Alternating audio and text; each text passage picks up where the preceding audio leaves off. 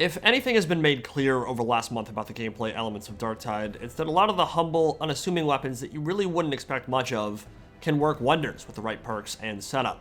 Weapons like the Antax, the infantry Lasguns, even the lowly autogun can bring the ruckus even with their base kit, but especially if you know how to build them. So continuing that theme after our bolter video, which of course finds itself a bit on the spicier side of Imperium weaponry, we're going to be highlighting the Quickdraw Stub Revolver. It's actually the first weapon I ever used in Darktide. Remember back to my first Psyker gameplay video a few months ago, and while it didn't utterly blow me away in terms of its sheer domination and ability to put cultists into an early grave at that point, it was satisfying, accurate, punchy, and fun to use. Fast forward a couple months, and all of that still remains true. If you're playing on higher levels, you may very well start running into veterans doing their best Dirty Harry impressions, because this thing is kind of a beast. The thing with the revolver is that it's not necessarily going to pop off the screen and dominate the kill feed to the extent of some other weapons. It's not as fancy as the bolt gun, not as flashy as the plasma gun, certainly can't kill as many shooters before reloading as a lasgun.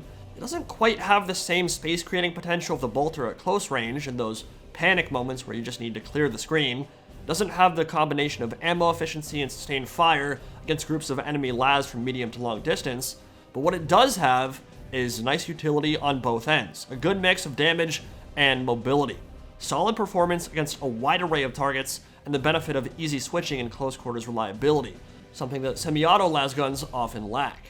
It's dead accurate, barely affected by suppression, and can be fired instantly when equipped, which allows it to play very aggressively up close and personal, switching seamlessly between melee and range as the situation demands. It also deals more damage per shot than a bolt gun to everything except unarmored targets. It's especially reliable for stunning and killing infested enemies like dogs, and can reach some very important breakpoints on Damnation against some of the most ubiquitous and dangerous enemy types in the game. More on that in a moment. As people have rightfully pointed out, on Heresy and Damnation, by far the biggest threat your team will face are groups of entrenched enemy las. Shooter squads that can easily reach up into the dozens, all popping your overshield and wrecking your HP. Certain enemy types like scab shooters, the standard corrupted guardsmen without melee weapons, the ones with the green eye goggles, are specifically designed to destroy your health when your toughness has dissipated. They deal more damage when your toughness is gone. So what we're trying to build today is a jack of all trades, master of none type weapon that can reliably handle a multitude of threats, while hitting specific breakpoints that will allow it to one-shot these shooter enemies and take them out quickly before they reach critical mass. And with that in mind, here is the revolver that I have been running over the last few days. Looking at its stats, you can see it's close to maxed out on damage, penetration, and mobility, with middling rolls on reload speed and critical bonus. Remember that 80% is the highest base value you can currently attain on any modifier. The three elements I want to call your attention to immediately here are the combination of damage, penetration, and specifically the perks. 20% damage versus flak and 25% damage versus unarmored is just about the best setup you can currently roll on Damnation, as long as you have roughly 72% damage or higher on the revolver roll itself. What this allows you to do is reliably one-shot enemy shooters with body shots without the need for crits. Drag Stalkers, which are those ugly mustard shooter guys, have a ton of HP on Damnation. They're one of the most dangerous enemy types on Damnation. They reach critical mass and they will wreck your toughness almost instantly, and most weapons cannot kill them in a single shot without cracking their skull, meaning you need a headshot. The revolver can, so despite it already having a great sight picture and perfect for snap headshotting over and over and over again, it is built for headshots. It does not require laser precision from the player because you don't need headshots to one-shot them. If you put it right in his heart, if you put it right in his chest, he will drop in a single shot. With that said, there is one quirk of ranged combat that is affecting a multitude of weapons right now, and it's something that I personally think needs to change moving forward. At the moment, and I don't know if this is intentional or not from Fat Shark, but if you hit an arm, even if it penetrates through to a body or head afterwards, it will only deal limb damage, which means the bullet damage is hit by a negative modifier and will no longer one-shot kill. Most shooters I've played do not calculate damage like that.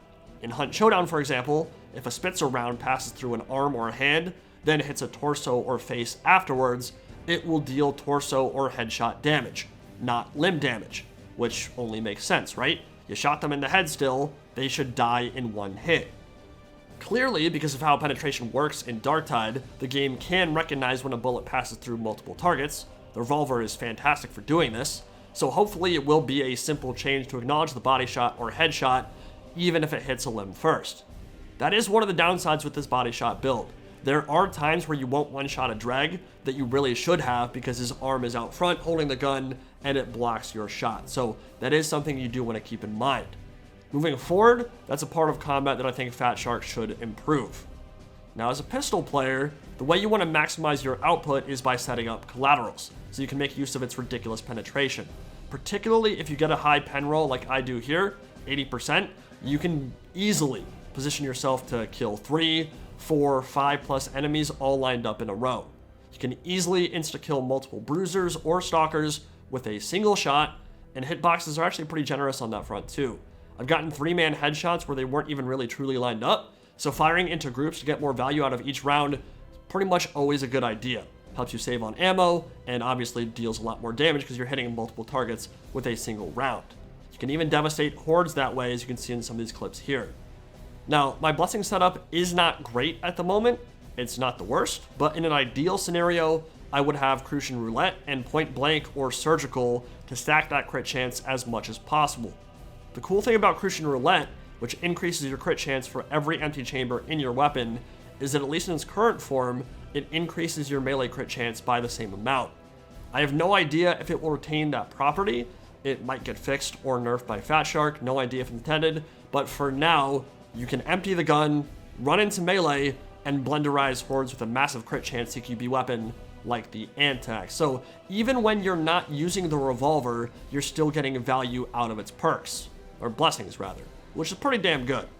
So when you apply that to Veteran's playstyle, it means you can dodge, fire 5 shots at point blank, ult to get all your ammo back, fire 5 more shots, then switch to melee and crit like a gangster, all in very short order.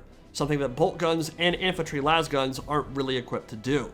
And this functionality is at the core of what makes the revolver so effective. If I remember correctly, the bolt gun's draw time is almost 1.8 seconds, close to, if not the longest in the game.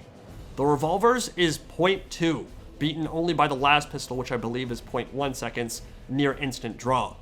On a difficulty like Damnation, where your team can quickly be overwhelmed and you can easily be caught with your pants down, being able to instantly draw your ranged weapon, eliminate a threat, and switch back to melee and vice versa is a really big deal.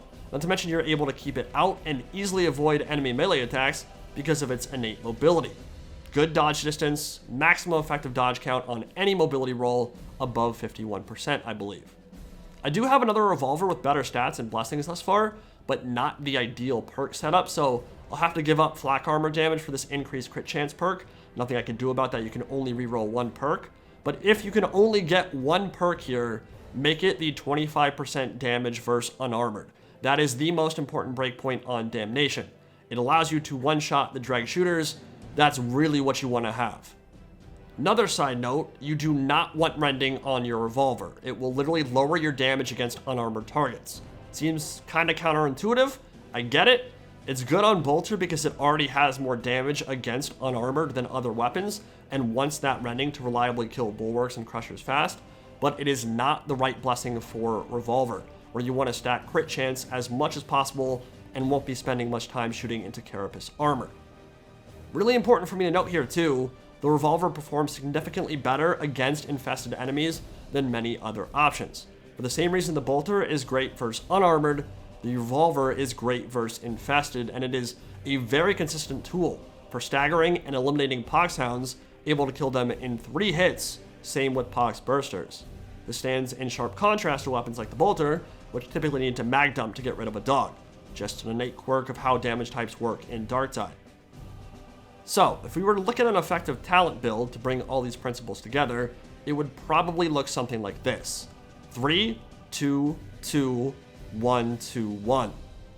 At level 5, constant toughness regen without thinking is always a solid choice, but that's up to personal preference. Whatever works best for you, feel free to rock it.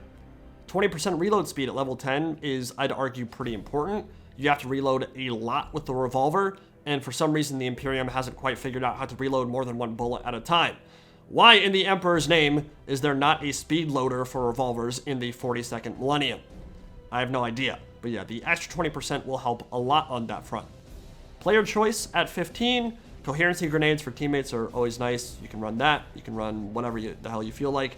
Unwavering focus at level 20 for the toughness reduction every time you ult. Lets you stand in the open and ignore suppression, tanking fire while you take out gunners and specials. Really like that a lot. But level 25 and 30 are the big ones here. Deadshot at 25 reduces sway and massively boosts your crit chance, but you lose stamina while you aim down sights, and each subsequent shot afterwards drains additional stam. This is a fantastic talent for the revolver, because you don't spend that much time in ADS, and when you do, it's for a quick 3 or 4 shots, then you're reloading, dodging, or moving again. This is why stacking crits is so powerful on it, because you're starting out with like a 1 in 3 chance to crit, even before perks and blessings, but you can pretty easily get past 50% chance without even thinking about it. And that's when Reapers and Bulwarks and even Crushers don't last very long, if you're critting their head 3 or 4 times in a row. That's supposed to be a weak spot of the weapon, but when your crit chance is like 75%, it doesn't really matter. You're going to deal a lot of damage to them regardless. And then of course at level 30, sustained fire is insanely good. Instant 60% toughness replenishment, and auto reloads your weapon. So you fire 5 times, pop your ult, have 5 more shots immediately, and that is how you clear the screen and get those kill feeds rolling in. Too good to pass up with the revolver, mitigates one of its biggest weaknesses with the constant reloads. And I do have to mention that the revolver is an ammo hog. In my opinion, that is its biggest weakness. For whatever reason, weapons like the bolter have less ammo problems on veteran than the revolver. I think the main problem here is that you only get 1 shot back from your passive every time an elite dies, whereas with other weapons, like Lasguns or bolters, you get back multiple, but you can still fire those single shot. Seems like an element maybe that Fat Shark have overlooked that may change moving forward, but for now, it does mean the revolver is an ammo hog, and you will burn through ammo super fast with the quick draw. You will need to take a decent amount of ammo off the map to keep it up and running, so you may want to skip it and bring something else if your team has a bunch of high ammo consumption weapons. But in my opinion, it doesn't need too much finicking to fit in just right. Any map, any difficulty, any situation, it can perform its job admirably, dealing with a multitude of threats in short order. Like I said, not going to clear the screen like the bolter does, not going to deal with las teams maybe quite as efficiently as something like the Mark 12 infantry lasgun, but it has a role that kind of fits in the middle between a lot of other weapons and does a really good job in pretty much any scenario. So in conclusion, Quickdraw Revolver does exactly what it says it will. It draws quickly, has dead-on accuracy, it punches really hard, can shoot through teammates and kill enemies on the other side, something that most other ranged weapons cannot do. So if you're running with Ogrins and they're constantly blocking your shots, you can pretty much just shoot right through them and not have a care in the world.